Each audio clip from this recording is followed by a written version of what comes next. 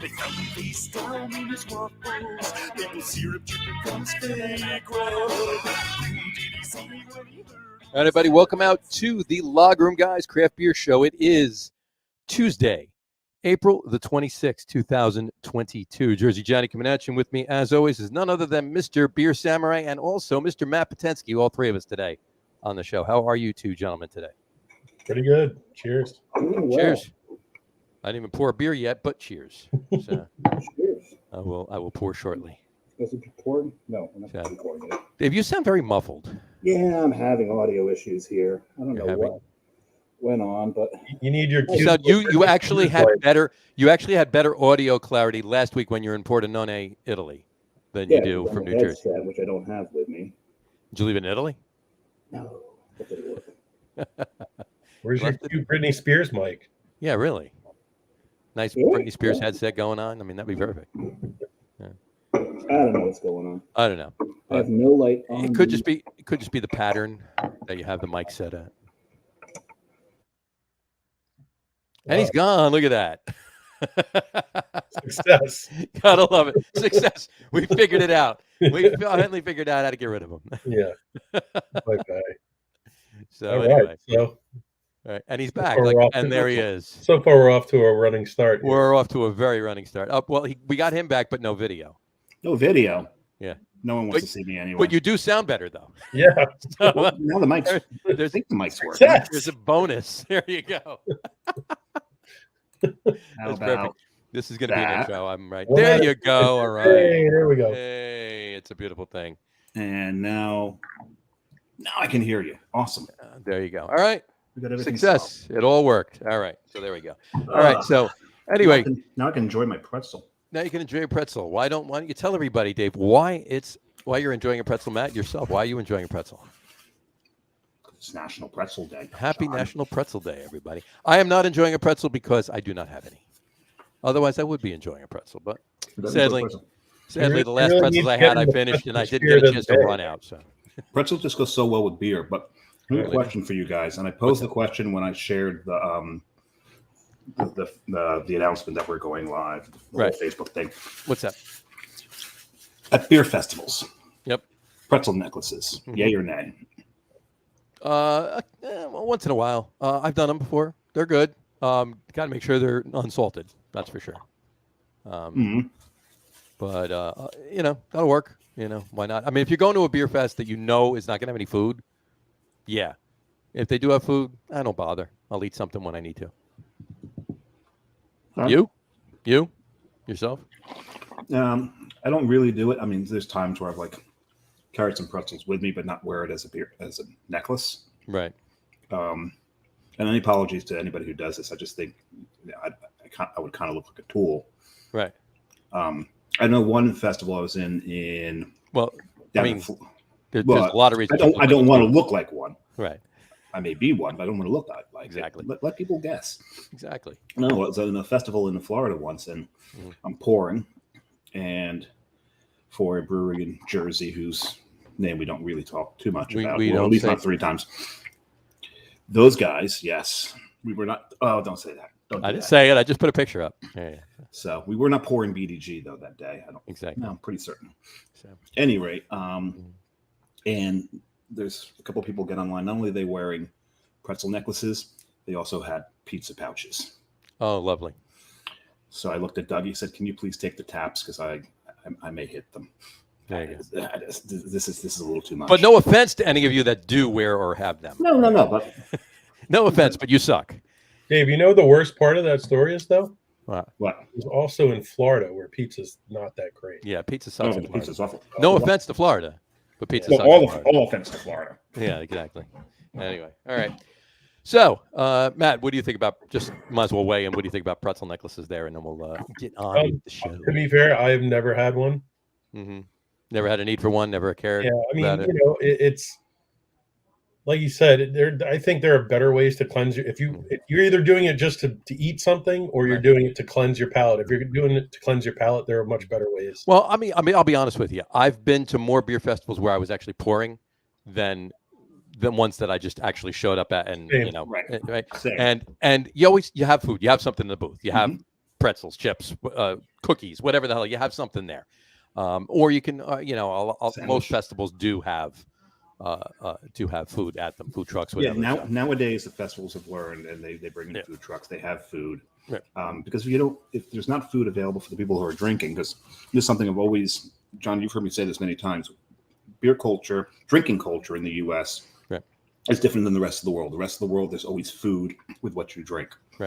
Right. In Italy, there was always food with what you drink. Even if you didn't order food, they brought out like a bucket of potato chips. Right. You always ate along with it. And so I never even got really buzzed while I was there. Here, we have places we go and all we do is drink. It's a different culture. Sure. So I got you. It's our relationship with alcohol, but they've gotten smarter, and you have food available. Because, well, you know what beer festivals can become. Sure.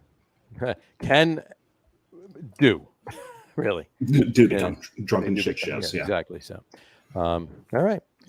Well, on that note, I need beer now that I've eaten. I need a beer too. So, before I open my beer, you can pour yours. We'll talk about what it is, and let's bring our guests in for this week. How's that? Yeah, let's see what they think about it. Well, they can't say much about beer pretzels at pretzel necklaces at festivals because they'll be pouring at festivals. Yeah, exactly. So and you guys can't either because you should be. Exactly. I can say whatever I want. You could say whatever the hell you want. I don't exactly. care. So, all right, let's bring our guests on. Our guests today are Jason Sahler and Alex Biedermann, both from Strong Rope Brewing in Brooklyn, New York. Welcome, gentlemen. Nice. Hey, how's it going? Jason, the owner, and Alex, the lead brewer of Strong Rope Brewery. How is your day going? Pretty good.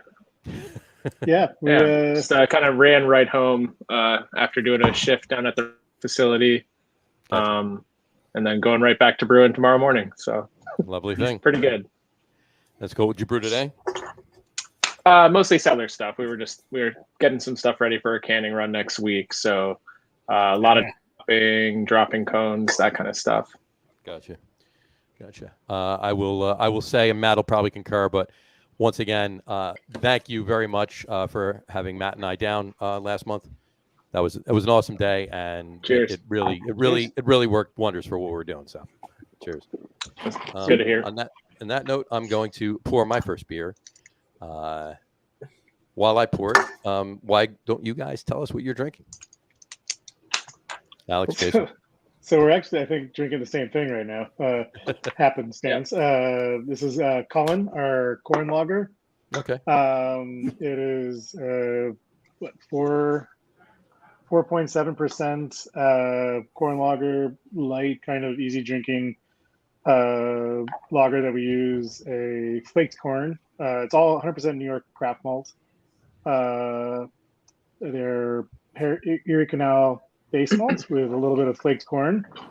Any other malts in there? Am I missing anything? There's a dash of the biscuit malt from New York craft malt as well. Yeah. And then we use Prohibition hops from Peterson hops. Nice. Which is a kind of heritage variety left over from before everything moved out west in the late 1800s, early 1900s. Gotcha. So where's it grown? It's outside of it's in Seneca Castle, which is outside of Geneva, New York, in the Finger Lakes region. Okay. So yeah, just one of the farms that we work with. And for those that don't know, and I'm sure we'll get into it, we use 100% New York ingredients in all of our beers. Yeah, we'll definitely get into talking about a lot of that in a brief little bit. But yeah, that's awesome that you do. So we'll definitely talk about that, obviously. Dave, what are you drinking? I am drinking, well, you see the shirt. This is Bondi.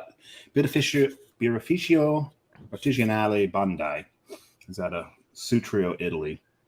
Brought a few cans home from there to try. Brought one to the last bottle share. That was that Rauch beer I brought. Yeah, that was amazing Rauch beer. That's a really good beer. Ben Fumata, but this is Point Break.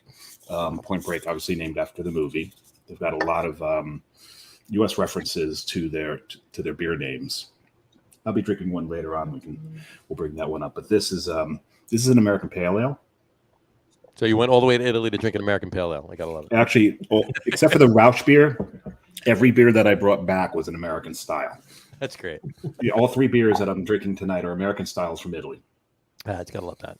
Yep. So, Matt, what are you drinking? nice. I am drinking Trimmin, which is a Pils from dry hop Pils from Last Wave. It's our friends at Last Wave. I believe it's Chinook and Amarillo. So it's got a little bit of bite from the Chinook, and then it's got like kind of a little bit of a light citrusy thing going on. It's interesting. It almost comes off a little bit like a New Zealand Pilsner, except it's shifted to that citrusy note, not like the tropical fruit style note that Nice. you do from that. But it's pretty good. That's awesome. I'm actually already started drinking it. I'm drinking a Strong Rope Brewing Upton there you Amber Lager. Very nice. Tasty. Cheers, gentlemen. Cheers. Cheers. So normally Very we nice. start off with the same question, almost all the guests. Yes. And the simple question is, what is like the first craft beer you remember drinking, or the first craft beer that really like got you into drinking craft beer? Or both, actually. Yeah, or both, if it's different. Yeah. Put you guys on the spot, right? You want me to go first, or? Yeah. Sure. Should we just immediately say Alex should always go first alphabetically, or? There you go. Yeah, that's fine. How about that? If there's not a question posed to one or the other of you, Alex goes first. There you go. Got it. Yeah, I mean, I guess I didn't really drink that much craft beer, even through the end of college. And so we were drinking like, probably the best stuff was like getting into German lagers and things like that. That was kind of the go-to. And I think the first beer I drank a ton of was honestly Hoegaarden. I don't know exactly why, but it was at the bodega. I liked it a lot. And I drank a ton of that. The first like American craft beers, I think, was when I finally like the hop switch turned on, and I actually kind of liked IPAs or anything that was more hoppy than not.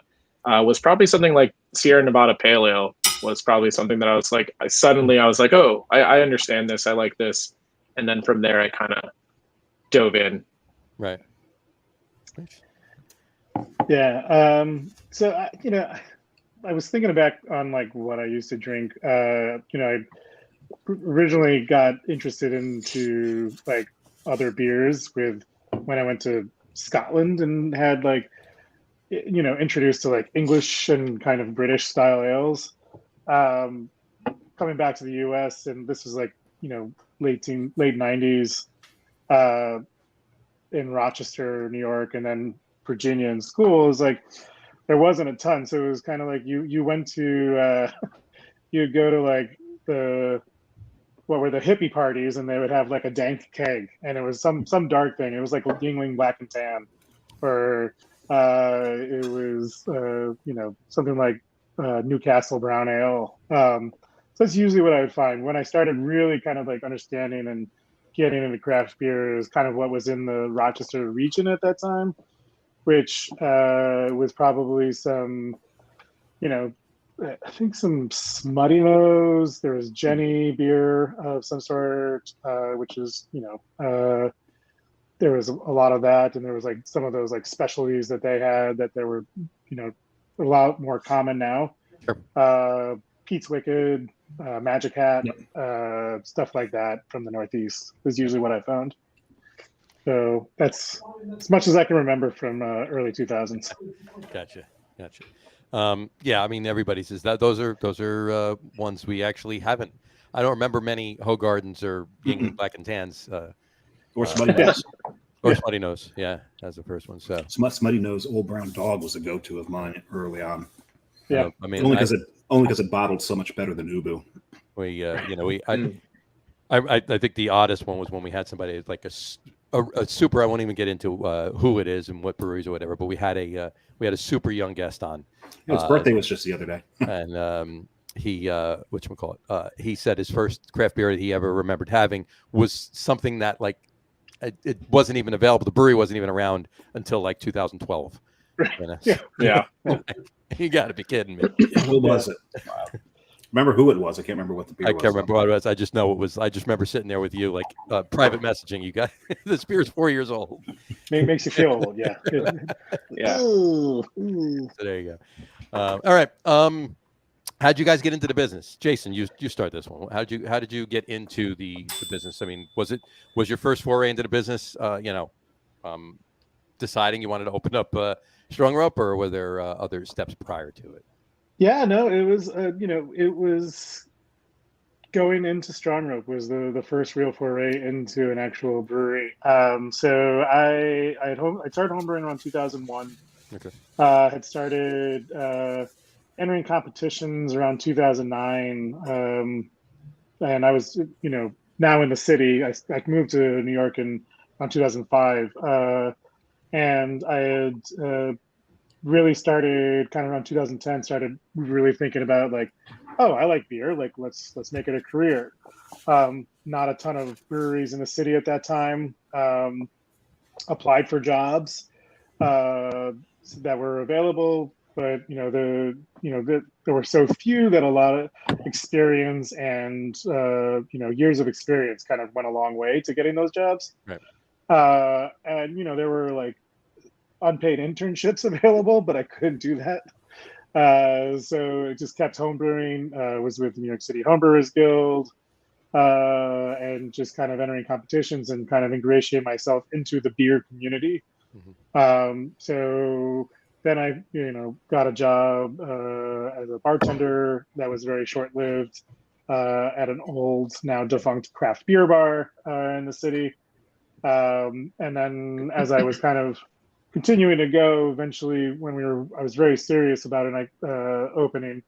I got a job at 61 Local bar in Brooklyn. Mm-hmm.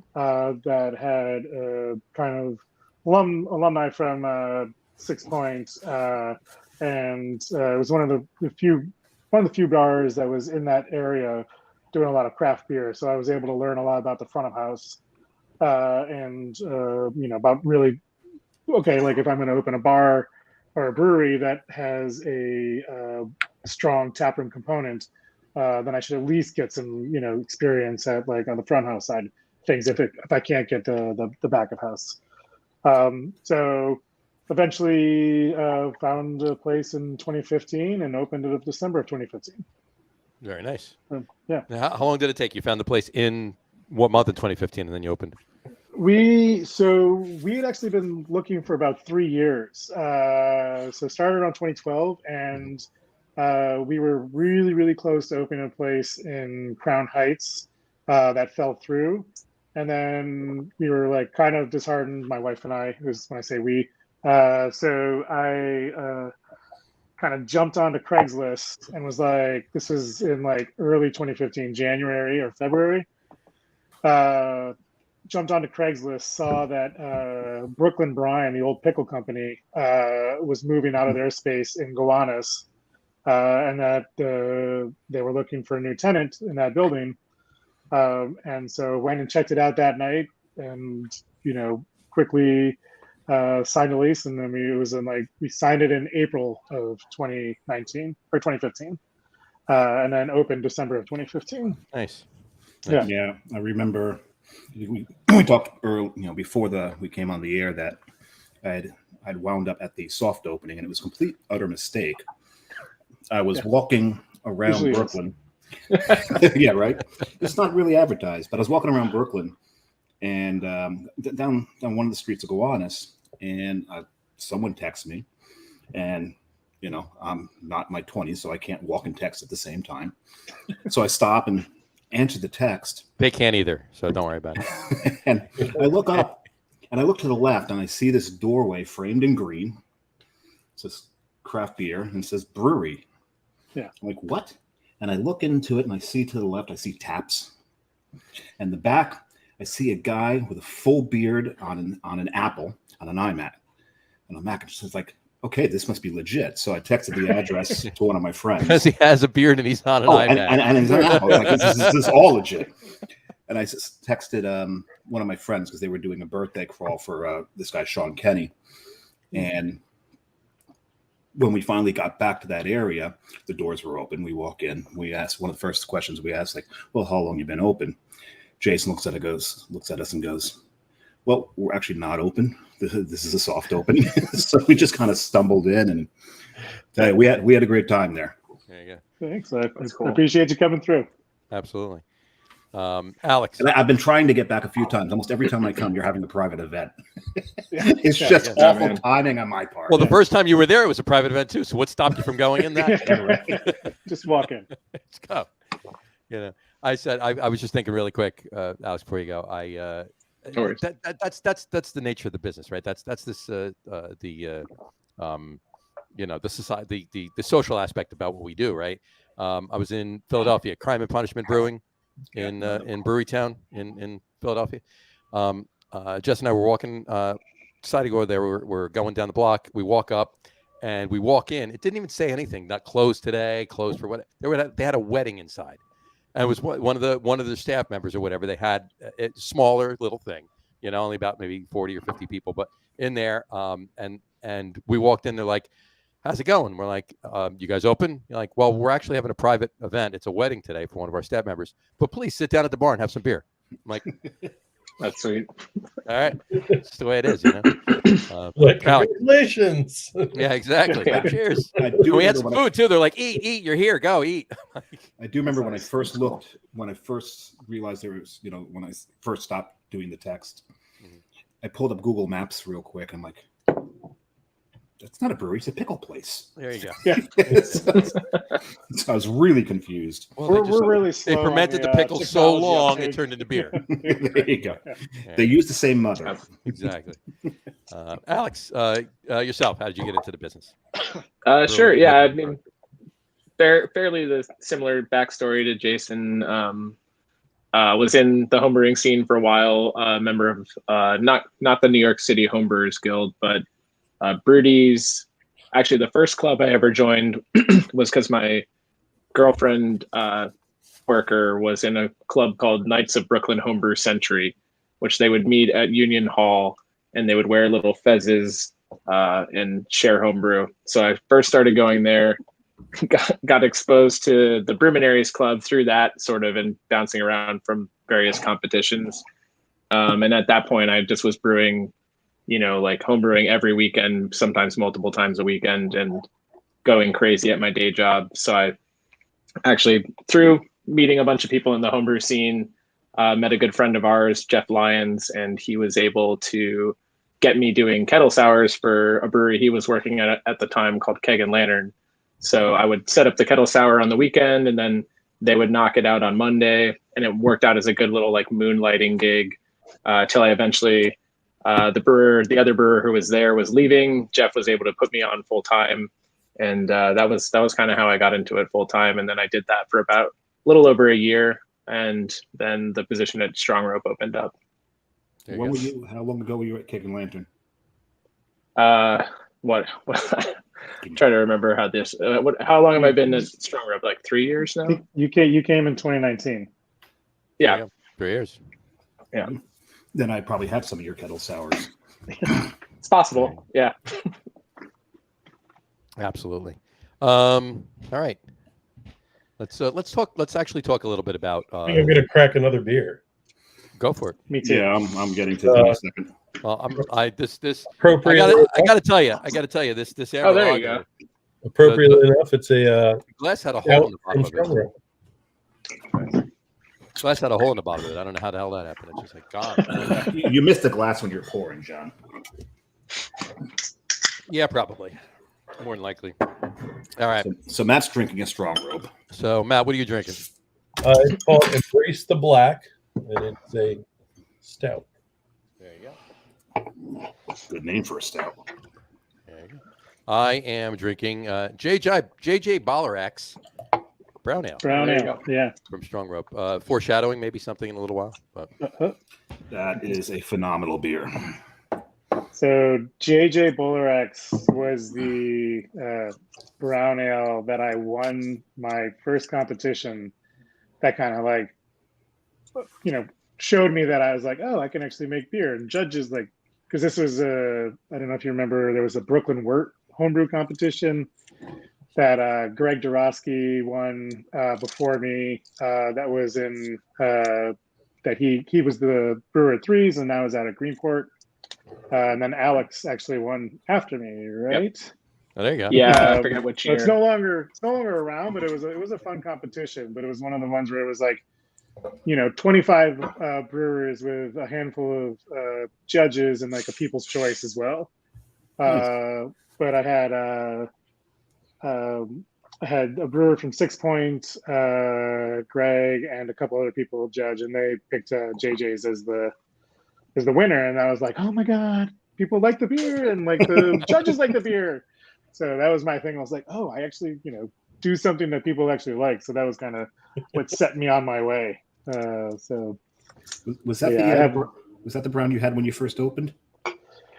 Probably, yeah. That was most likely. I mean, that was one of the first ones we brewed back in the day, if I remember correctly. Just because it was one of the ones that I had been doing as a home brewer, and then there was also a cream ale, and my first beer on the system back in 2015 was a single malt, single hop smash beer, which we still do that series. It's called Falling Squirrel.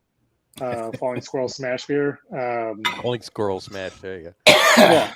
And it, part of that whole idea behind that was really to, because we were working with New York ingredients, it was really to kind of understand what are we working with at this point. So, but yeah, so there was a handful of, we had 10 taps. I don't even know if we had 10 beers on at that point, but yeah, that was JJ was most likely one of those. I'd be interested to see if I could find a list of what was actually there. Nice. I could probably look it up on my Untapped is what we drank that day, but I remember. Was it tapped around then? Yeah, I think 2015. It was. Yeah, Untapped started in 2010. Yeah, I think they were around. I'm pretty certain we checked in there. I could probably look it up, but I remember the brown being the beer that blew us away while we were there. Oh, cool! It was fantastic. Nice. Well, it is very delicious. So, Matt, what are you drinking? Oh, yeah, said you already. Dave, what are you drinking? So this is from another brewery in Italy. This is Birrificio Pongo. It's the Brad IPA, an American IPA. I'm still trying to figure out if Dave's just drinking through his beer he brought back from Italy, or if he's still busting everybody's chops that he was just in Italy. Probably a little sure both. which it is. So.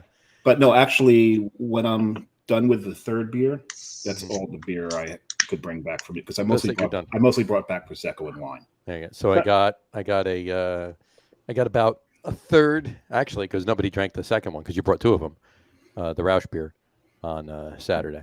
That was I drank probably half of the one can, so that was pretty good.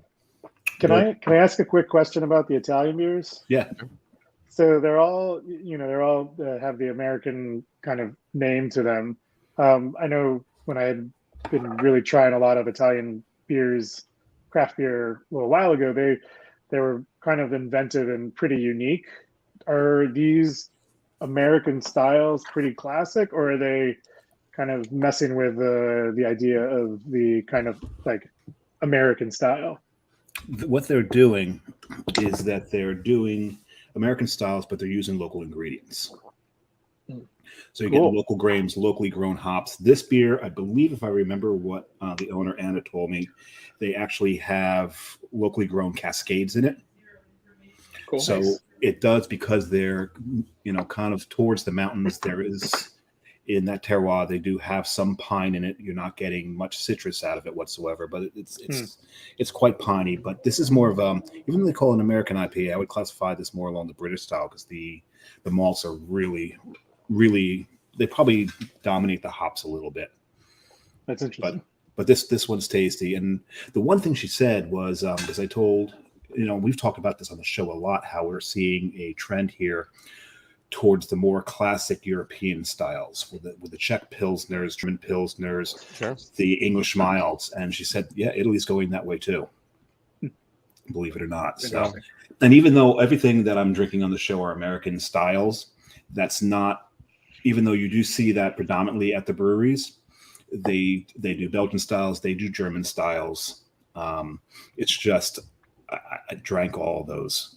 It was the first things I drank and brought back the American Oh, one. I thought you drank all of them. I was like, I knew I had some. I didn't think you had all of them. No, the only one that I brought back that was an American style was that Rausch beer. Gotcha. Well, It was very tasty. That's probably the perfect segue to using local ingredients. And my question is then, Jay, you mentioned that you use all New York ingredients. Was that was a calculated thing from the beginning that you had as one of the tenets of, how you're going to make the brewery, or how did that evolve? Or Yeah, so when I was home brewing, the local ingredients came onto the scene while I was home brewing. So I think when I originally kind of started developing the idea for Strong Rope, it wasn't a part of it. But as they became more and more of a thing, and the farm brewing license in New York became a thing, then it's kind of quickly shifted to the ideal of using local ingredients to kind of drive what we were doing as something that was different, and make it our kind of stamp and our niche that we really wanted to kind of showcase and embrace. So yes, it quickly consumed what we were doing, and we haven't really looked back. It's been a lot of R&D, a lot of things, trying new ingredients, seeing what works, seeing what doesn't. Some things don't work. Some malt houses don't work. Some hop farms fall out. So there's been a lot of ups, peaks and valleys. But we're in a much better place now as like the kind of industry is like shaking itself out, as the brewing and agricultural industry of New York has really kind of shook itself out, and the players that are here are serious and are trying to stay around. And now it's about refining and making their ingredients the best that they can be. And we try to work as much as we can with them to give them as much feedback as we can on those ingredients. I mean, that's me personally. That's one of the things that struck me when we went to your brewery and had a bunch of the beer was, it was really interesting. I thought the malt profiles were really nice. Some of those, even on some of the lighter beers, the malt profile, you had such a depth, and certain things had a little bit of nuttiness, or they had a little this or a little of that. Yeah, it was really nice. And I know we had the one beer that we had that you said like, yeah, we tried this malt, it wasn't really super successful, but that process, you're giving that place that developed that malt some feedback, and maybe they'll improve that. Yeah, we go ahead. Oh, I'm guessing we're going to make the same point, that we've also come to understand that might have actually been a batch specific issue, because the malt itself was involved with a program and was getting developed, but actually it may not be it's not the barley varietal so much as possibly an issue that occurred at some point during the production of that specific lot of malt, which is good. We sort of found that out through talking to colleagues or peers in the industry. And it's nice when the supply chain is that short to be able to kind of because we just thought, oh, it's weird. And then find out later that maybe there's another issue. It's like a direct give and take where you're giving them feedback, and theoretically they're going to improve their process, and the end result is just higher quality ingredients that you're going to be available. Yeah, and I think Alex's point on that, it's we just thought it was weird because we do get ingredients that sometimes are weird, and it's the barley varietal it changes frequently because of the seed companies that supply it to the farmers that then makes it to the malt house, and sometimes the malt that seed isn't perfect for a particular type of malt. So as we're working with these new things that come up, you just don't know. But I think it was your comment, Matt, that was like, there was a mustiness to it that really started getting us thinking. That then when we talked to our colleague at one of the universities that does like malt analysis, she was saying, because it was so wet last year, there was probably it may not have been dried, and whether that was on the farm or in the malt house, there just might have been some leftover thing that just kind of stayed and gave it maybe a mildewy or a little bit of like a mold that just you was not really detectable until you really got to a certain place. And having the nuttiness that we've had in a lot of other varieties where it's certain characteristics coming out of New York there, you're just trying to like, is that a variety thing? Is that a malt house thing? Is that a farm thing? Because it is all so new. It's like, where is this? You don't have a real framework to kind of guide yourself on. So it's kind of trying to, because you can pull in breeze, or you can pull environment, you can pull in wherever, but it doesn't match. It's not a one-to-one really. So it's really trying to understand it from the ground up. Now, how have you found, obviously, so if you're using fairly small batch stuff, how have you found it in terms of variability to basically, once you have a successful recipe that you want to make consistently, do you find that there's a little bit of variability, or are you able to kind of, have a very consistent product? How does that play into it basically? Yeah. Early on, it was very variable. Like there was a lot of variable, and you kind of somewhat flying by the seat of your pants. And from batch to batch, bag to bag, like it was a little wild. So it was because we were so small. We were a 2 barrel brewery. So it was like we would get a pallet's worth, and then 7 beers. We would go through that pretty quickly. That a lot of stuff to match, and you just like, oh, okay, like this bag's weird, this bag's not. But that was a big thing that like happened early on. That has righted itself out as malt houses have closed, as the current malt houses have really honed in and gotten their shit down. Like you really see them creating things that except for maybe like the most kind of like unique malt, like specialty malt, things are very stable from our perspective. Did you see that? Yeah, I think with the hops. What's that? The hops are more interesting.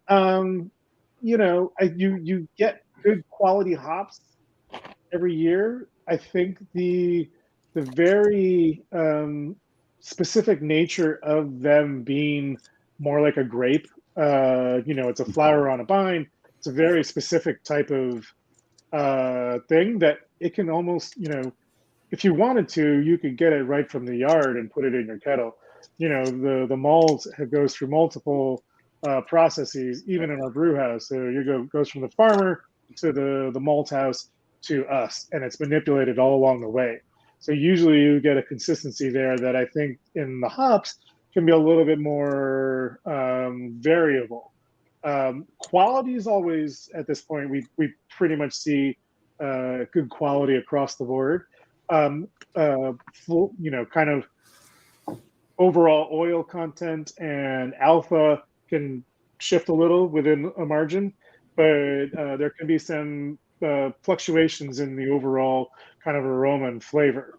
Not wildly. You're not going from noble-esque aroma to citra-esque aroma.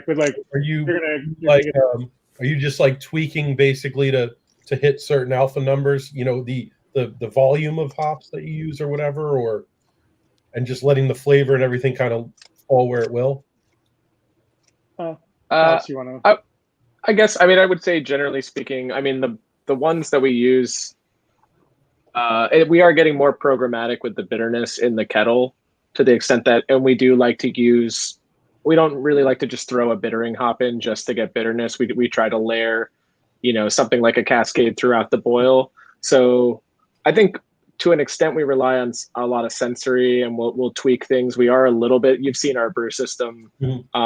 We're a little limited by the amount of hops that we can put in the boil. So for instance, we were brewing with Santium recently, and that alpha was something like 2.9.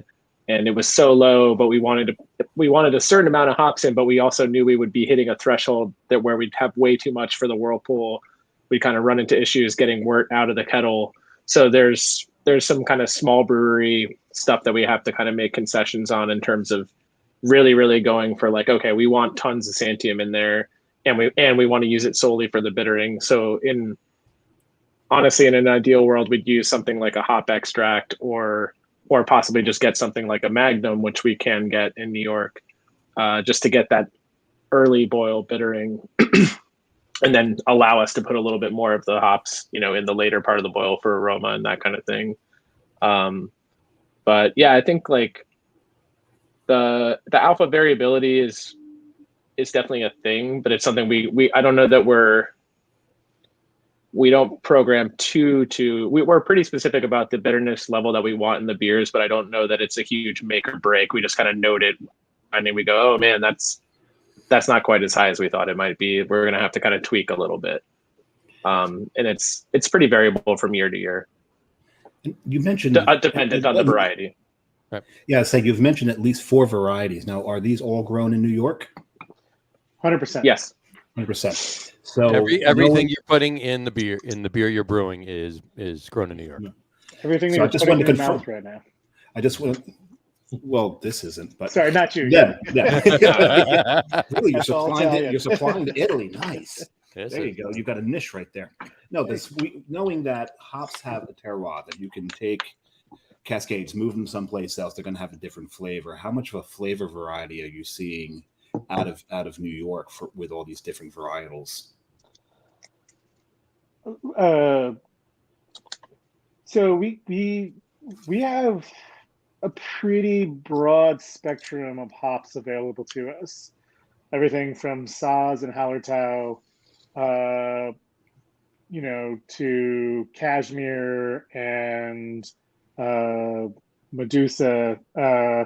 So there's a lot of different things that are open to us, and so we have a large variability of kind of palette to choose from to create the kind of flavor profiles that we want. So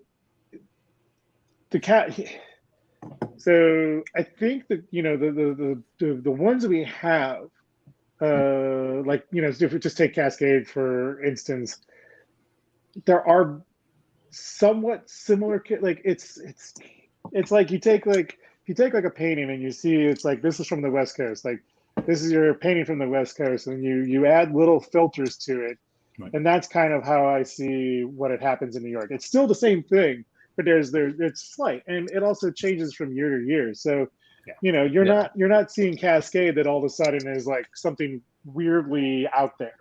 It's not changing the overall kind of picture. It's I would say shifting a little. I think something people often say about the New York Cascade would be that there's a certain kind of melon quality to it, as opposed to maybe a grapefruit quality that you can get from varieties from the West Coast. And then I would say within the state, there is variability, but it's for being one of the most easily, or not easily grown, but it grows really, really well in this climate or in the microclimates of New York. But even still, we see a pretty distinct difference from farm to farm, but I don't know that it's solely weather related or the soil that they're in. It's also down to the farmer and how they're training the plants and all those. There's like a lot that gets rolled into terroir that I think has to do also with it being sort of a nascent industry in New York. So that's been exciting to see. It's kind of cool. Like, I mean, and I would imagine that, obviously the soil is a main factor, because I'm sure that there's going to be a difference in the flavor of a Cascade grown in the Finger Lakes versus Cascade grown in Bed-Stuy. Or in Italy. Yeah. Which is what I'm drinking right now. Yeah. Well, because Johnny and I have always joked that, the hop farms in New Jersey, you got, 2 flavors that come out of it: car exhaust and pork roll. And pork roll. Right. Pork roll. Exactly. Yeah, Which is it's not yeah, exactly yeah. true. I mean, New Jersey is the Garden State, so you Hey, think don't it would be forget different. spray tan. Spray tan's in there Spray too. tan, Oh, yeah. spray Yeah, tan. You spray get a little nice nuttiness from the spray tan flavor of the. A little bit of that's not like a coconut character. yeah, it's a little. coming from It's the almost. spray It's like a Yeah. Sabro variant. Right, Have exactly. you guys ever considered like doing like basically the same base beer, but doing Cascade from like different regions and just trying it out? Like, We've talked about a series kind of like that, and it's just a matter of like taking the time to fill up the beers, and that's probably a great. We do so. One of the things that Alex has really kind of taken on is he brought all of his homebrew stuff down. So we are doing small gallon batches, and that's kind of where what's led us to some of the cool experiments that we've done now that have actually shifted into larger scale production things for us. And so I think doing that with like a dry hop from 5 different farms of Cascade could be an amazing experiment on a 5-gallon batch. So, we only have 10 tanks, so it's like making sure that we hit all the things. So, but yes, we would love to do that. And there are a lot of experiments that I think we're really excited to take on and get going. And one of the most recent ones that we've done is started playing around with because we are New York and because we don't grow proprietary hop strains like Citra, Mosaic, Simcoe, all that. We have to, we kind of have to like create our own identity. And one of the cool things that's come out recently is the new thiolized yeast strains like Cosmic Punch that can unlock certain thiols and other compounds and hops, basic hops that we have, Cascade, that has a good quantity of that to give really unique characters and a lot of like fruit forward characters. So while we're not necessarily trying to chase all of the main kind of hazy IPAs around because we just won't match that, and it's just not what we're really totally interested in. It does allow us to kind of broaden our spectrum of like what we can create and the unique flavor compound or components that we can add to our beers. Gotcha. Actually, I had one quick thing was just obviously John and I have been there, but for everyone at home who isn't super familiar, just you want to talk a little bit about the size of the brew house, what size batches you do with the tanks, so on and so forth, real quick. Sure. So we're a 3.5 barrel brew house from Fraunhofer, which is in upstate New York. It's a thermal fluid heated electric brew house that we a lot of times double batch into the 7 barrels that we have, and then we have 3 5 barrels on top of that. So we do a lot of double batching, and Alex can get into more specifics about that. And that supplies our Red Hook tap room, which opened last July with 16 taps there. And then we have our Gowanus location, which was the soft opening in 2015. And then we also have a seasonal location up in the Adirondacks that is open from Memorial Day through early October. Yeah. Eventually, I'm going to Blue Mountain Lake. Eventually, I'm going to want to loop back to the Blue Mountain Lake location. Sure. Yeah. When we get to it.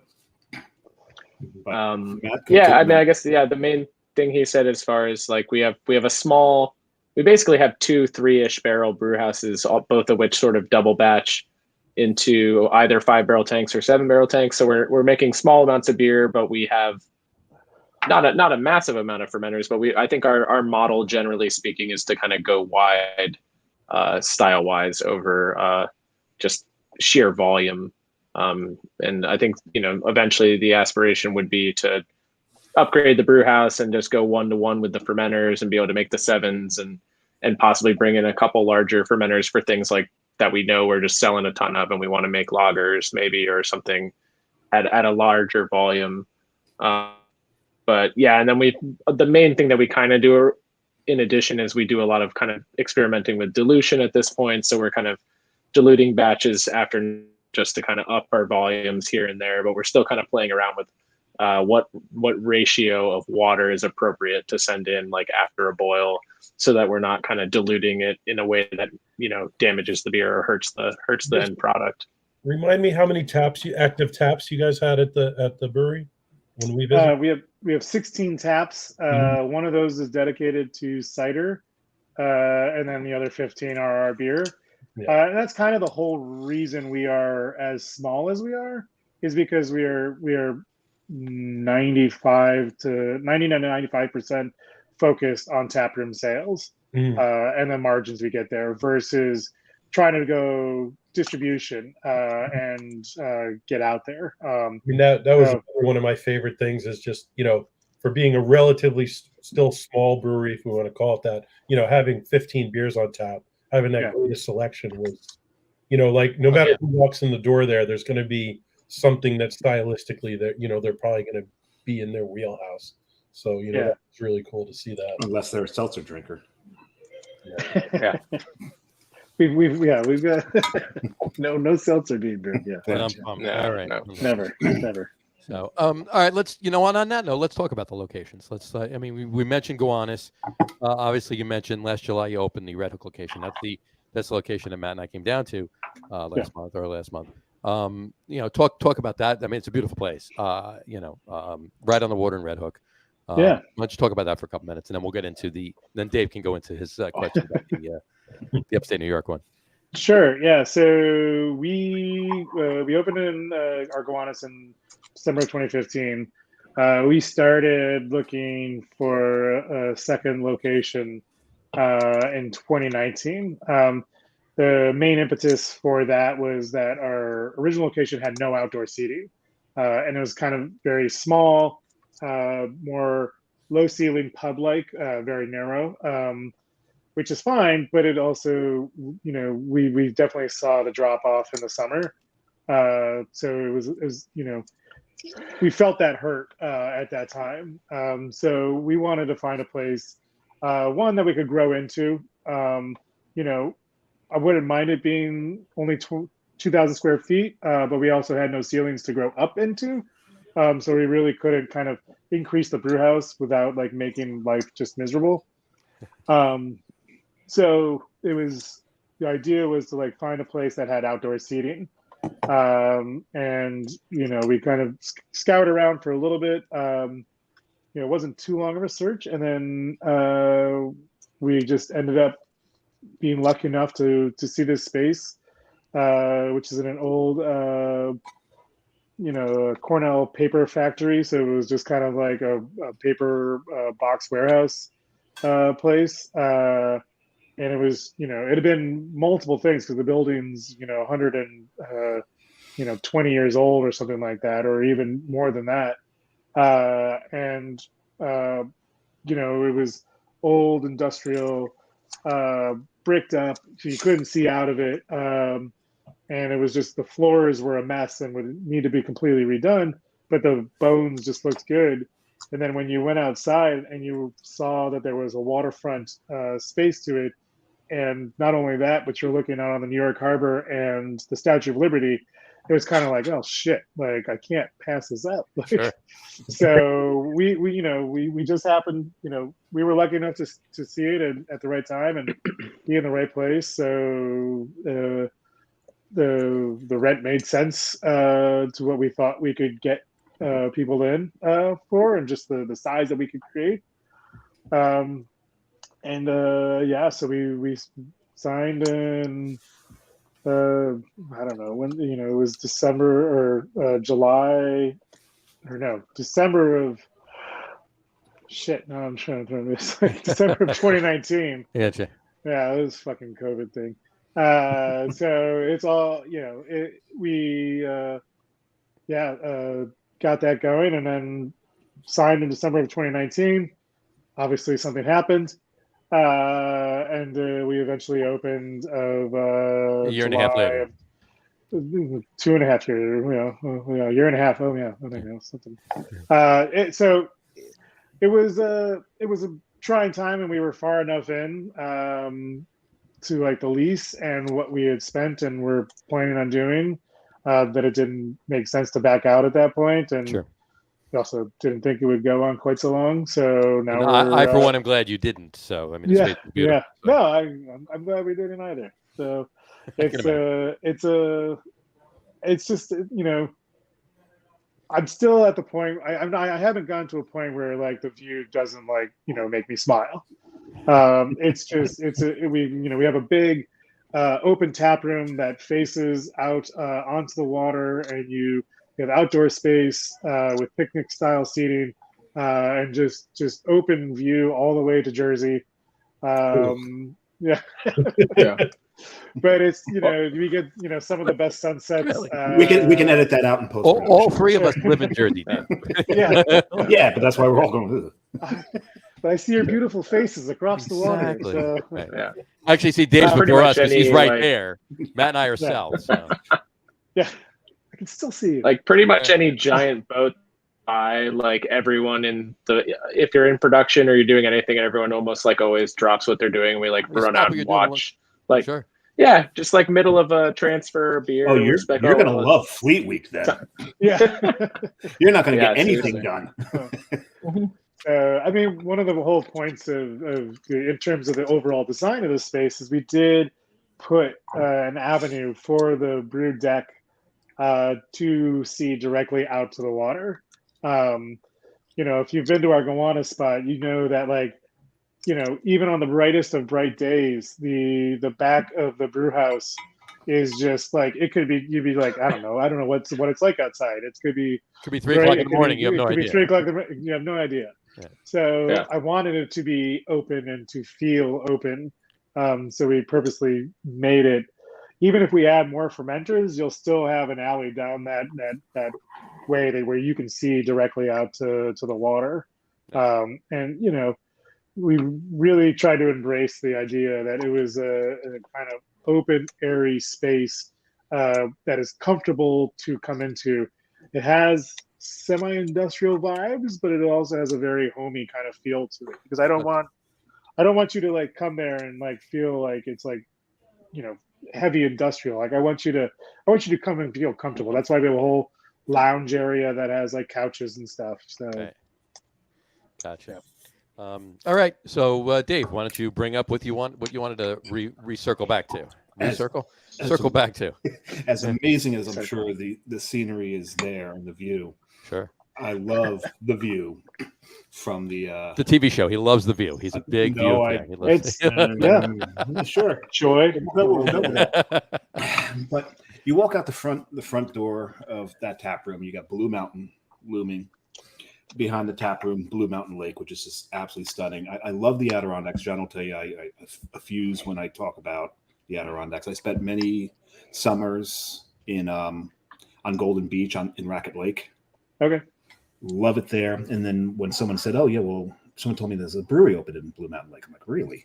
And I looked it up, like Strong Rope. I love those guys. It's great beer. It's awesome. Now, tell me if I've got this wrong or not. Because I'm pretty certain your dad kind of runs that tap room, right? No. That's just the way. Okay. Yeah. So I do have this wrong. But your dad works. Probably a little bit. I think I know where you're going, but go. Yeah, I can go, or you can. Because I met him and he said he was certain that you may have opened it just to give him something to do. Yeah, is that my dad said? Yeah, he probably said that.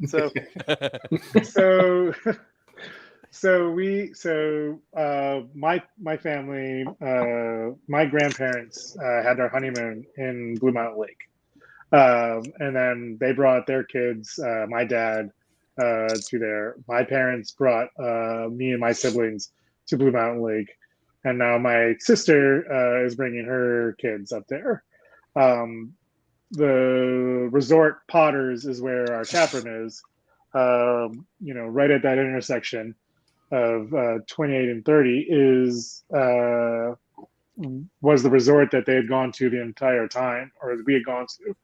It closed down in the early 2000s, and my uncle was the one who actually bought it. back then to, refurbish it. And, they had such fond memories of it. It was kind of like, we didn't want to see it like, whatever happens to old lodges in the Adirondacks these days. Yeah. So, they had been doing a bunch, and they were finally getting to a point of actually being able to like reopen it.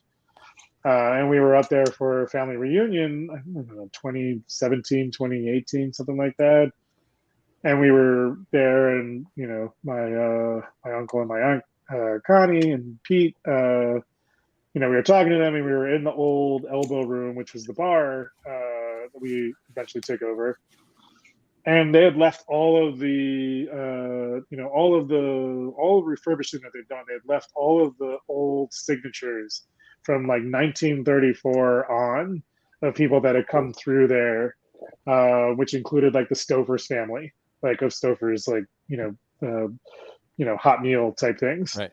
There was just so much to it, and it was just like, this is really cool. Like, so we were a couple years into the brewery, and like, this would be a great place to just like, bring up some cans some summer, and just, have a place to just sell, like, kind of joking around and be like, oh, it'd be super easy. We could just bring up some cans, and sell some beer, and make it a fun week, or, a long couple weeks of just, whatever. And, I think they took it more serious than we did at that time. And, they eventually were like, okay, let's do this. And we're like, wait, what? And so they refurbished the place, kept all of that old signatures and these old kind of tongue and groove wood slats, and just beautiful old kind of like architecture, and redid it so that we had like a tap room to take over. And so we have since 2019. This will be our 4th year going into this year, and we've been doing what we can to try to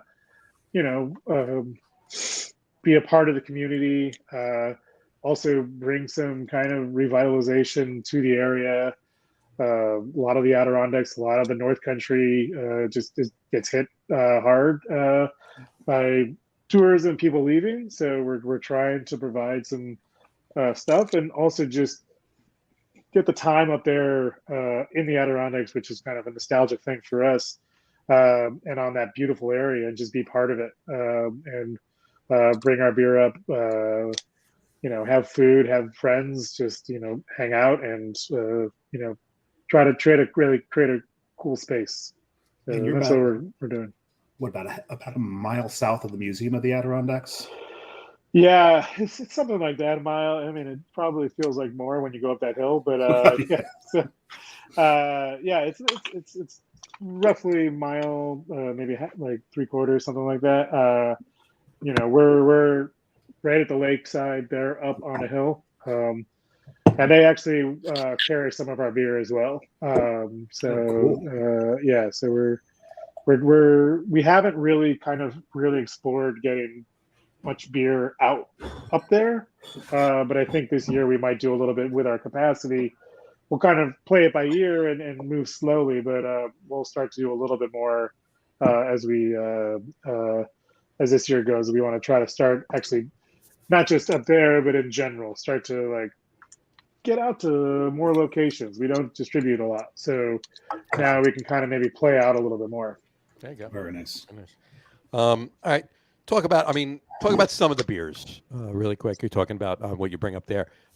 There are flagships. You do have beers you're brewing all the time. Or is it more of a rotational thing?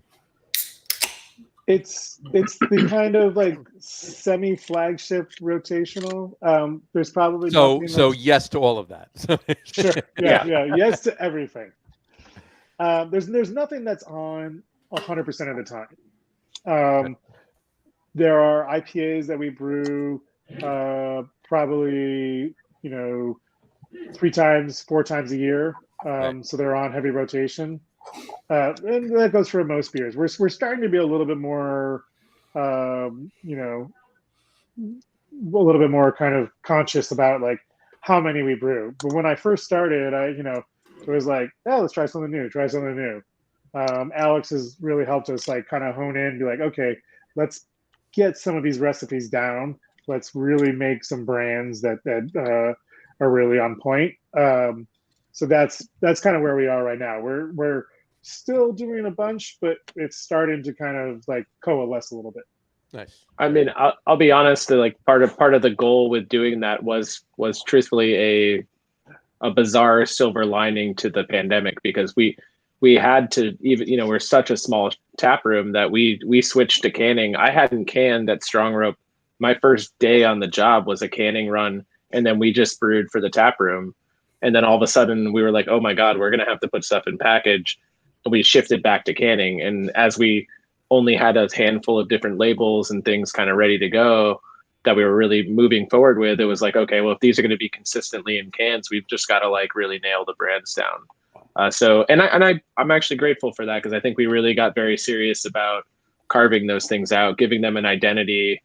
I wanted to make sure people would be like, I'm a fan of this IPA because, over another IPA, just because we made sure they were distinct from one another. Right. Because we're not trying to just slam a bunch of random hops together and call it a different beer. So that's been sort of a side benefit, of some pretty wacky times. I do appreciate that. Yeah. So, Matt, I know, opened his third. What is it, Matt? Again, you're drinking triple bogey, triple bock from Casita Brewing. Triple bock. There you go. Yeah, golf label, pretty hot. All right. I heard Jason crack It's a one. big boy at 10.4, and it drinks it every bit of 10.4. Okay. A little on the hot side. I took that first sip, and I wasn't quite ready for it. It was like, whoa. Brown ale. You're drinking Cool. JJ. I got to go get another one, but I was on the JJ as well. There you go. Cheers. We'll be right back. You got it. I went with I was going to say, I'm going to be right there too. another one from Bondi. Gotcha. This one's called, and really I wanted Matt here for this because he may actually know the reference. Where is Bondi? Bondi is in Sutrio, Italy, which is about 20 kilometers from the Austrian Listen border. to him with the pronunciation of everything, because he was there for 10 days. Because I was there and they were teaching me how to say things. So I'm still saying it the way they taught me to say it. Beneficio artigianale. I like it. I like it. Oh, it's amazing up there. And they're really good because if you at least try to speak the Italian, if you pronounce anything wrong, they're going to correct you very nicely. Yeah. Big smile on their face. Loved it the whole time I was there. From what I understand, it's kind of like anti-France. This one's called, but no offense to French people. No, none. No offense. Yeah, we got so many. The French audience is huge, and I see now that. Oh yeah, we're big in Paris. Huge in France, but I want to see if Matt will get the reference because of his life. This one's called Eddie Would Go. Eddie would go. Eddie would go. Eddie Would Go. What it is, it's a reference to a Hawaiian surfer and lifeguard. Oh, yes. Eddie Aikau. I can't pronounce Hawaiian. I can't pronounce Aikau. Aikau. I don't know. But he was known. He had actually pulled like 500, rescued over 500 people from the surf when the waves were really big. But the name comes from the fact that the surf would be like really, really high, and to be having a competition. They're thinking about maybe canceling it, and someone would go, Eddie would go. Mm-hmm. So, but this beer, this is a double dry hop American IPA, and I gotta say it's kind of pale, but man, it's got some great flavor to it. You got some pine, there's some melon in there. The resin just sits on the tongue afterwards. I'm actually quite impressed. This is a really good beer. Is that with Italian ingredients as well? Do you know? You know what? I didn't have as much time to talk to anybody there as I did when I was at Bradipongo. Okay.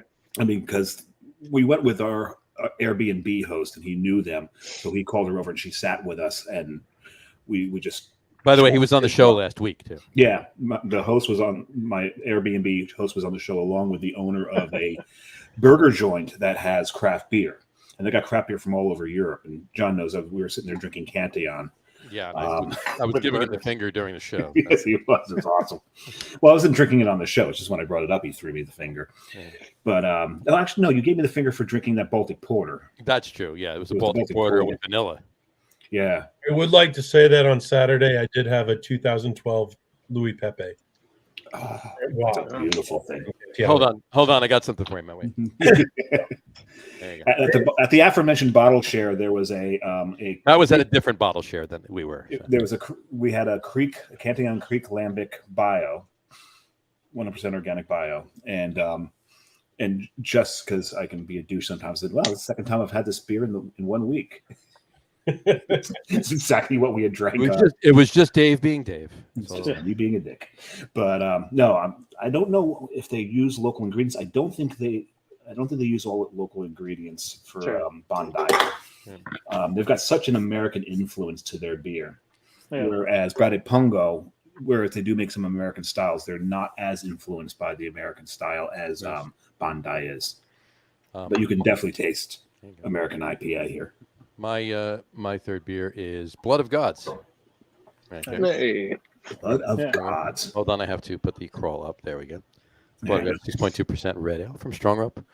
And I haven't taken a sip of it yet. So cheers, gents. Cheers. Cheers. So that's a so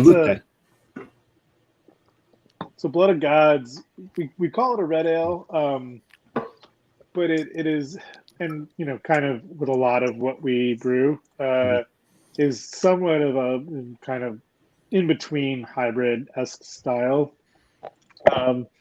So we, someone told me at an event one time that I had that at. They're like, "This is actually like a mahogany ale." I thought that was a really good term, because it is deeper and more intense than a lot of other reds, but it's not really all the way over to like a brown ale. Gotcha. And I thought that fit, and I think that really fits with a lot of like what we actually are doing. Our beers, while they may have some traditional style names, we always try to make them kind of uniquely New York, if you will. Well, I don't think that mahogany ale would have flown as far as the label goes. You might have been like mahogany style ale.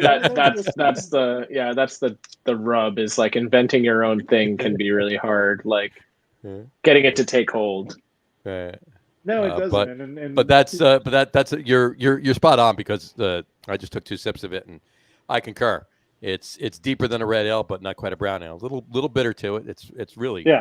Really. I mean, it's hopped pretty like aggressively, but it is hopped nicely. But overall, I like to we work with the ingredients that we have, and we try to create beers. We try to create profiles for beers that we want, versus trying to necessarily always fit within like a style parameter. We're not trying to, we did a little bit during the pandemic, play around with like, oh, we're going to make something. And it's like, okay, let's stop trying to make, we'll make an IPA. But we've gone away from the real idea of being like, this is a true West Coast IPA, or this is a true Northeast Hazy IPA. Like, we make an IPA. It is, we try to give some guide, like in the description of it. It's like, this is a dry, bitter, you can say West Coast-esque or style or something, but like I want to leave it a little bit more open, so that like, we're not pigeonholing ourselves into specific styles, because I don't think they ever really hit, especially if you enter competitions. Like, we're not making beers that really do that well. So it's like, let's brew the beers that we want to brew and make them kind of open. Because what I really want to see with the ingredients that we do and the beers that we brew is to really impart a true regionality to what we're trying to do, which is what I'm really interested in, and what I want to see more of. And this is why I was kind of so interested in the Italian ingredients, because it's like, I don't always do whatever the fuck you want to do as a brewery. Like, it's your brewery, your ingredients. Like, but I'm like, embrace those ingredients from your local area and try to make, obviously, everyone's doing pilsners, but those were from a certain time in a certain region that has now just kind of crossed over. So those have become kind of de facto overarching things, but they're very broad within it. And so, I'm not saying we'll make a New York Pilsner that's like sought after, but it's like, we're going to do a Pilsner. We're not going to do a Czech style. We're not going to do a German style. We're not going to do Italian style. We're going to do a Pilsner. And is it anything? You're going to do a strong rope style Pilsner. We're going to do strong rope Pilsner. And there will be variability within that. Like we don't have to stick to one thing. We'll kind of have some arch guidelines that we create, but it's not like, we're reinventing the wheel, but we're also not being, hamstrung into some small box. Gotcha. If you're interested, I have looked up the 4 beer. You had 4 beers on during the soft opening. Okay, sure. I knew he was going to do this because he can't let it go. Yeah. No, I'm not going to let it go. The first beer I drank was Falling Squirrel Project Smash Beer Project 1. Yeah. Now, the one interesting thing is I noticed the way you spell smash is it's all capital letters except for the A. Yeah. Single malt and single hop. Right. The second one was Eric the Red Ale. Oh shit! Wow. All right. Yeah. I've never brewed that beer actually. I don't think we've brewed. I think we've only brewed it like twice. Yeah, because if I remember, we weren't, because we're trying to bite our tongues, and that's when your wife said be brutally honest with them, and that one was off. You went back and brewed, and I think you fixed it. Yeah, and the name at this point, I like the name. I would keep it. It's a great name. It could go either way. It could be Eric the Red Ale or Eric the Red Ale. Yeah. Anyways, the third one was JJ Ballarax. Right. Okay. Absolutely was. And the last one was Fat Man Little Stout. Fat Man Little Stout. Nice. And we still do that. So out of those 3, there's 2 that I think we just call it Fat Man now. Right. But we brewed it relatively recently. Last year. Not at the new facility yet, I don't think. Yeah. But we've been brewing it. We brewed that actually a few times into cans. Yeah. It's a very people love that name. It was, like I said, our visit was so good. We're like, we need to come back. We need to come back because their beer is this good and they're not even open yet. Yeah. Wait till they I appreciate it. Yeah. Actually, remind me. So when we were there, was it an ESB that was with the red wine? Yeah, it was a tavern ale. Yeah, so which is our like 5.5% bitter bitter style. Yes. Barrel. I mean, that was to me that's craft beer. That's taking something and putting a weird riff on it, but it was like I'd never had anything like that. It really worked. Cool. And It really worked. Yeah, absolutely. And like this is a cool beer because it's a light tavern ale. It's everyone thinks barrel aged beer, and they think the ABV's crazy, and it's like no, they were stark. Drinking beer had such a nice red wine character in the finish, and it just like it was like yes, this is it. Like this is what I want. It's something interesting, it's something different, but it's not overdone, it's not ridiculous. That's what I like. So I mean, I'm assuming that's obviously a New York vineyard. And then, so you guys do barrels, you do distilleries in New York, the barrels aren't all from like the oak itself. I don't know if any of the oak itself is from New York. I'm very fascinated. There's a cooperage in the Adirondacks ADK barrel that I'm pretty interested someday for us to kind of like keep it full circle, get some of their stuff. I know they sell to wineries and distilleries as well. That'd be really fun. But the Brooklyn distilling is New York. Is that correct, Jason? I mean, I don't believe any of the barrels, any of the wood, like you said, is from New York. But all of the winery, all of the barrels, all come from producers. The liquid that was in it was New York based, right? Yeah. I mean, you have New York honey. You have probably lots of different fruits to talk. You have New York equipment. There's your brew house. Yes. There's so many quote unquote local ingredients and so many directions that you can take it. That's super cool. Yeah. Yeah. That's awesome. I don't think there's no shortage in New York. I think that tends to be a narrative that I know Jason, being on the farm board, talks about all the time. But like, there tends to be a narrative of like, oh, we can't do this thing because like the New York ingredients haven't come that far yet. And that's an interesting thing for us is like as a brewery, we're simultaneously fighting against that, being like, you can, but also we want to make Blood of Gods. We don't want to make like the other red ale. Well, we make some other red ales, but either way, like it's not always just about like, hey, this needs to be textbook BJCP style beer. Like we're still riffing and having fun, but we're making like beer that fits within a specific category and can be conveyed to a consumer as like, hey, do you want a bitter? Or are you in the mood for a bitter? We have it. Are you in the mood for a blonde? We have it. You know, and I think we're doing a pretty good job at like having fun with it while simultaneously expressing what we want to express out of the ingredients. Yeah. I think it's time that we go to our top 3 list. What do you think? And actually, JJ was the inspiration for the top 3 list. JJ was the inspiration for the top 3 list. Absolutely, because John asked me, earlier today, so what should be the top 3? So I gave up one suggestion that was kind of joking, but we're not going to get into that. No, do it. So said, I want to know. Considering, I want to know. No, it was kind of joking. It was really just top 3 beers from the Adirondacks. Oh, interesting. Okay. Because I love that tap room so much. It's such a good tap room. But then, remembering how good your brown ale is, like, let's do top 3 brown ales because it's, one of John's favorite styles, one of my favorite styles, and your brown ale. And, every time we do the top 3, if the brewery we're talking to has a player in it, we exclude that.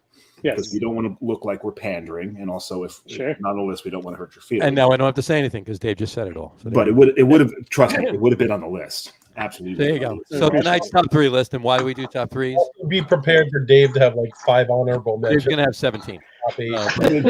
John usually has more than I do. I usually do, but I only have like 1 or 2 honorable mentions. I've only got 3 honorable mentions tonight. There you go. He's only got 3, so he's got 6. So there you go. Anyway, no, our top 3 list. We pay homage to 1933 because repeal prohibition. So we do a top 3 list, and why don't we do a top 10? Because the top 10 would take too long. So we do a top 3, especially with 5 people on the show. Exactly. Not only that, but with Dave's honorable mentions, he'd have 20. So.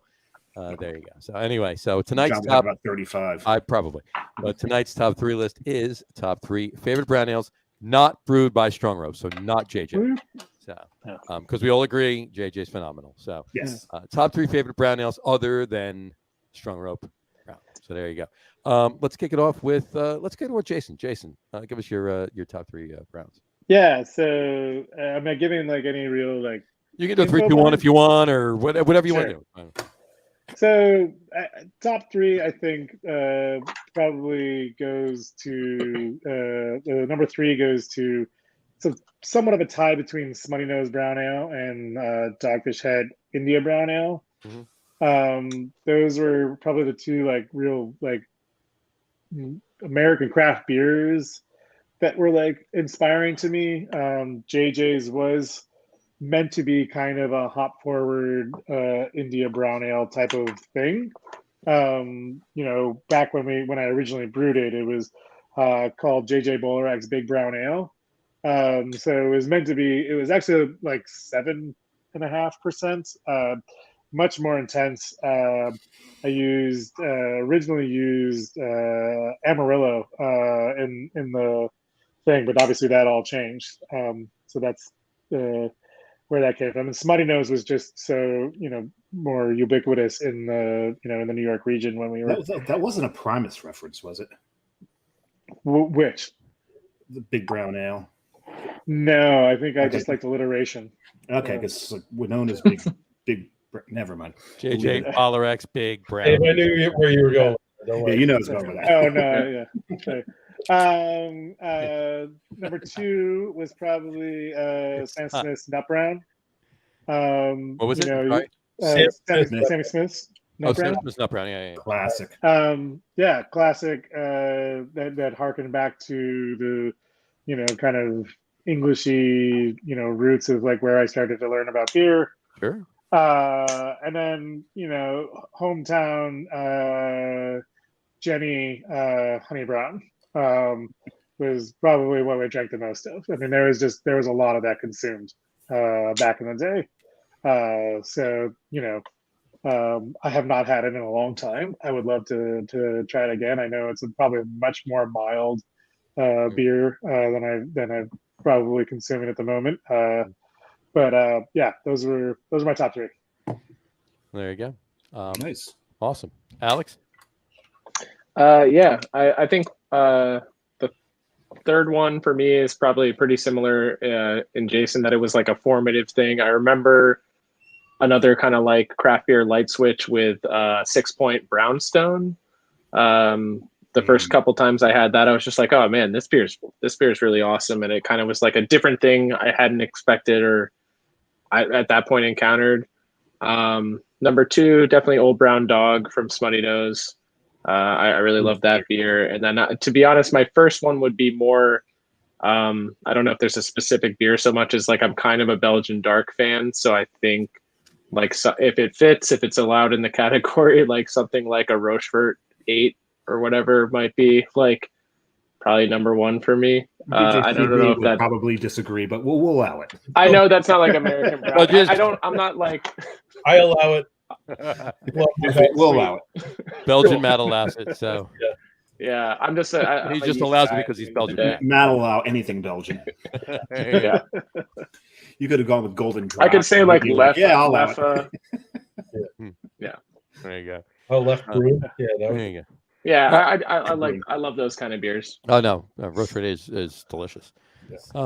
Matt, what are yours? All right, so in a surprise to you guys, I was like, well, they said brown ale, so I mean, there's a lot of Belgian brown ale, but no, I made a list of American brown ale. Wow. You could have gone with Belgian brown. It's a brown ale, right? We did not specify American. Did not specify American. I was like, I feel like Dave, 15, runners up and everything else.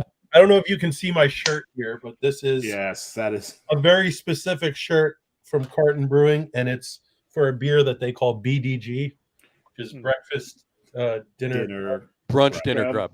Brunch dinner grub. Sorry, and that's one of my favorite local, brown ales. Obviously, right from Atlantic Highlands here in New Jersey. Very nice, just bread crusty. Profile, very simple but very effective. Goes well with so many foods. Two is we're gonna go the opposite end to go to one a little bit more of a big boy, but it's Founder's Sumatra Brown. That's it. And it's there's tons of stouts with coffee in it, and as much as I love coffee stouts, it's even with the 9% alcohol, the brown ale is so much lighter, and they have to put so much less coffee in to still get a big coffee profile out of it. That it's like such a nice beer because it's still a little bit lighter and it's not crazy and overdone, but it's still so delicious and so flavorful. And then the absolute positive, there's not even a question of what my favorite brown ale in the world is, and that is going back to Dogfish, but not the India brown ale, but Palo Santo Marron. Palo Santo Marron. Again, with the very unique wood treatment of the Palo Santo from, I believe they get it from Brazil, but it's such a unique beer. Now we have Amburana wood and all these kind of other things that we're aging beer on, but I think Dogfish was literally a decade ahead of everyone. Aging this beer on that very different, not more strange wood and getting such a different profile. And I always have a couple bottles of that in my cellar, and I usually try to age them between 2 and 3 years. And I mean, it's just a little bit of age on it, and the wood comes out a little bit more of that beer. And the wood throws like an umami. It throws almost like a really good, like a portobello. It's just, there's no way I couldn't just actually just say I love that beer. There you go. Awesome. Nice. All right, Dave, what are yours? Well, we were wrong. He didn't steal all of our beers, John. He did not. What I did, and John knows I do this a lot, rather than doing a 1, 2, 3, I kind of categorize. He does a 1, 2, 3, 4, 5, 6, 7, 8, 9. Yes. But we'll start off with an honorable mention. No, the honorable mentions will come in the second category. The first category is New Jersey. So I had to do New Jersey beer, and John and I thumb wrestled over who would do which New Jersey beer because we both have like our two favorite Jersey browns are pretty much the same. So I got, and I love this, is the Source makes one called Proper English. And this is an English brown ale. It is just so clean. It is just so perfect to style. It's a wonderful beer. I'm going to sit and drink that all day. I wouldn't be able to see too well afterwards, but I could drink that all day.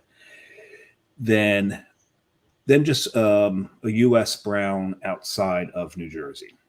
And Jason, you mentioned it, and that is India Brown. It was the first brown ale that I'd had that was hopped. And what I love about it is I've had other hopped browns, and it's just so much about the hops that you kind of lose a lot of the brown ale character. India Brown was not that way. There's a fantastic balance between the brown ale and the hops in that beer. Absolutely love that beer. And Matt, I didn't even think of Palo Santo being a brown, but the word Marrone means brown. Right? I mean, it says Imperial Brown Ale. Yeah, I know. I didn't even think of it. So, kudos to you for bringing that one up. But then all my honorable mentions then come kind of out of that category because there's one called Bailey Boy, which is it's out of Blaze Brewing, which is kind of like a small chain up in Maine. They do pizza, they make phenomenal wings, but their beer is really, really good for a brewery that's got like 5 or 6 different like brew pubs. It's kind of surprising to find that much quality in a chain brew pub, even though it's small. Bell's Best Brown. Very nice. That is, there's one of the early classics in the craft beer scene in the U.S. Love that one. And then to go really high end is to the Hill Farmstead George. Brown is not something, I think it might be the only brown they do that I know of.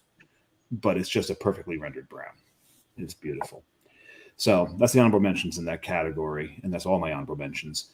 The third category, and Matt touched on this, are the coffee browns, right? Because to me, that's a whole different style. And it's that balance between the coffee and the beer itself that's very, very important. And to me, it is the Cubano style espresso brown ale from Cigar City. And the coffee flavor in this is fantastic, but you don't lose the character of the beer. Which Dave, if you don't mind me saying, Cigar City Maduro. Oh, yeah. Maduro Brown, very good. Yeah, Very good. And the thing is, it just edged out Maduro for me because Maduro is just an amazing, amazing beer. But that would have fit in the hierarchy on my list. So. Yeah, it would have. It was close. Into possibly toppling India Brown, but I didn't even put it in the honorable mentions because I had it in the third. I had Cigar City in the third category. There you go. So, all right, Johnny, I'm up. All right, I got 3 honorable mentions too, but I'll just breeze through them really quick. You both mentioned one, and Matt mentioned the other. Cigar City Maduro. I knew you were doing the Cubana style espresso one, but Cigar City Maduro is amazing. And Dogfish Head Palo Santo is just anytime I could be running in to buy a bottle of wine for Jess. If I happen to walk past and see Dogfish Head Palo Santo Marrone, I'm grabbing it. That kind of, it's one of those beers, And then my other honorable mention, I'll spend a little more on it, is from Good Nature Brewing up in Hamilton, New York. Their American brown ale is pretty tasty.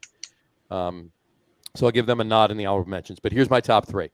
Number 3 is going to be 1 and 2 I've had many, many times.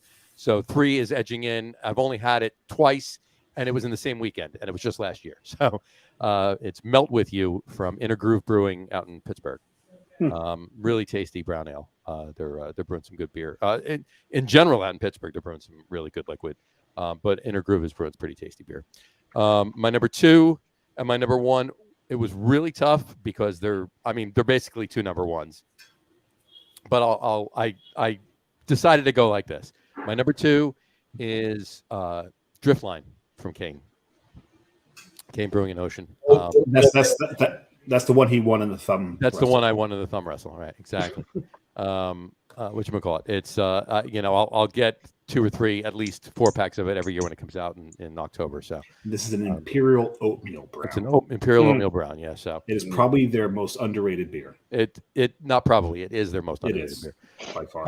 And then my number 1 is Treehouse Bear. Treehouse Bear is just so damn good. And even the coffee version is ridiculous as well. But I actually prefer the non-coffee version. It's just so clean, so crisp, it's so perfect. It's a very, very, very good representation of a brown ale. So Treehouse Bear. So there you go. Those are my 3. 6. All right, now that I'm 2 other brown ales. What is the best artwork? Okay. That's the brown note. Oh God! Shout out for that beer. Yeah. That is just an amazing piece of artwork. Yeah, on the guy's underwear. Hang that on your wall. Yeah. Oh yeah, you got to do that. Yeah, absolutely. You can't talk about brown ale and not bring up the brown ale. Yeah. No, actually, and this is actually I was going to hold off because I thought maybe one of you 2 guys would mention it, but there is a little brewery not far from this brewery that I think makes one of the best brown ales, and that's sure. From Belgium. Lobster Pie, yeah, absolutely. And it's just, again, the thing with a brown ale is it's, like that diacetyl balance. You need enough of it to make a pop, but you don't want to have too much where it gets too buttery. Like it's a very razor edge, and I don't know what they do, but they hit right in that. They're pretty spot on with that edge. Belford Brewing in Belford, New Jersey. Yeah, Lobster Pot's pretty tasty. So and it's literally their flagship, not one of their. It's the flagship beer. It's what they hang their hat on, that beer. Now, Jason, you said you're going to add one. Yeah, I think I slightly misread this entire what we were doing, because I was doing kind of influential, like to me as in personal, but I guess it still works. But one other one that I had that was influential to me when I was opening was Barrier Barnacle Brown. Oh yeah, I don't think they do as much anymore. I don't know. I don't see them around as much as I used to. Like, it was one of the first craft breweries to kind of open up after Six Point in the New York City region that like saw a lot of. So that was one that meant a lot to me, I think, back then as well. So, and it was really good. So cool. Yeah, you're right. Good beer. It's good beer. Yeah. All right. Wrapping things up. Any upcoming events, long range plans you want to talk about? You want to let anybody know? You got anything in the pot? Boiling, cooking right now. What do you got going on? Let's see. I mean, we've got the entire tap room for Red Hook just open for the summer. This is our first full summer, so we'll have music, we'll have food trucks. There's just a lot of stuff coming up. So come on down, check out our Gowanus as well. When you're in Gowanus, you can also hit up Threes and Wild East and Finback. And there's just it's fun stuff. So yeah, quite a lot. If you're walking, you got 4 breweries within walking distance right there. Yeah, and if you're everywhere is within. We have the Brewers event at the Belmont right this weekend. I guess I don't know if this is if you want advertising stuff we're pouring. This is why you're yeah. So this weekend on Saturday, the New York State Brewers Association is hosting their second event in the New York City region with the Belmont Festival. If you go to New York State Brewers Association .org, Think New York, Drink New York, you can find tickets there. Weather's looking gorgeous. 50 plus breweries, all from New York. It's going to be amazing. Bring your pretzel necklaces. Bring a pretzel necklace. All I wanted to talk about for an hour was the pretzel. It was just a cart, so you won't even have to do anything. Yeah, there you go. Yeah. Exactly. Yeah. So, yeah. All right. Cool. Awesome. All right. Well, this has been great. And we will probably wind up. I'm hoping we will wind up in the Red Hook area. We've got an event coming up in May where we're going to try to hit in one day a brewery in all 5 boroughs. Sweet, nice. We're gonna finish in Brooklyn. We're gonna finish by you guys. Yeah. And once we, and believe it, the first brewery we're going to hit in Brooklyn is actually Keg and Lantern, because we want to be by tourists, right? Sure. And then after that, it's Keg all and holds Lantern in marked. the north or the south? The Greenpoint, yeah. Up north, There's and more then, Greenpoint, and then because we want to go to Torst, and then Got it. it's stumbling distance. Always And then, forest. Come on. yes, and then And then we're heading off. Torch and Crown in Manhattan, or Torch and what's your- Crown, not Keg and Lantern. Torch and Crown. Oh, Torch and Torch and Crown in Manhattan. We are hitting Torch and Crown. That'll be our second brewery. Keg and Lantern will be the one in Brooklyn. Yeah. And then we'll. I was confused. And then we plan on finishing up in. The plan is to finish up in Red Hook, but we'll go from there. So. What's I want to know Staten Island, Bronx. What are the other breweries? Like what's Queens? Staten Island's Flagship. Yep, we're starting at Flagship. Then, Bronx is Gun Hill. No. Okay. Bronx Brewing. Bronx, we're doing Bronx. I thought we were doing Gun Yeah, Hill. well, because they serve food, and we're going to need food by that point because they serve empanadas. Okay. And then Okay, Gun Hill, okay, Gun fine. Hill has a food truck, and they have the bodega truck a lot of times. Fantastic. If you want to go to Gun Hill, I can talk to Kieran. maybe we There do you go. both. We'll see. And Maybe then, we'll do both. And then And Queens, Queens is going to we're going to go by Chris over at Fifth Hammer, and then Awesome. maybe take a quick walk up to Big Alice. maybe. And, yeah, depending on the timing, and then come back to Brooklyn. So there you go. So. Take the ferry. From our side, I want to say again, thank you for hosting John and I the other day. Things are moving forward, as you can see, which is kind of cool. Yeah. And we are very excited to try to, hopefully we'll be open early next year. And we would love to have you guys by and to do something cool. And, Definitely. We'll brew something really cool and put it out there. Yeah, be really really good. New York ingredients, or maybe we can work that into the brew. We'll see. And we could get some New York ingredients and New Jersey ingredients and collab both states as well as the breweries too. Yeah, that'd be kind of cool. Sourcing event. Very awesome being at your place, and I did enjoy your beer quite a lot. So it was very great. So, all right. Again, Cheers. and cheers, and thank you for coming on the show today. We really appreciate it. This was a great show. It was awesome. Thank you for all of that about the brewery and the backstory and everything else. It was great. But on that note, we will wrap the show up for today. We want to thank everybody for watching, and for those of you just listening to the audio podcast, thanks for listening. Don't forget to visit our website, www.lagerroom.com. That's LAGERROOM.com. And please remember, like us and follow us on all of our social media, Facebook, Twitter, Instagram, and of course our YouTube channel. All of them are at The Lager Room. Remember, we go live with the video podcast on both Facebook and YouTube every Tuesday night around 6:30 Eastern Time. And if you just want to listen to the audio podcast, you can do so on Apple Podcasts, Spotify, TuneIn, Stitcher, Google Podcasts, Amazon Music Podcasts, and iHeartRadio as well. And if you haven't done so already, please subscribe to one or more of those feeds, and you will never miss a show. Again, thanks for following along with us. Have a great rest of your week. Have a great weekend. Drink a lot of beer, but drink responsibly. And we will talk to you soon, folks. Take care. Cheers. Cheers. Cheers.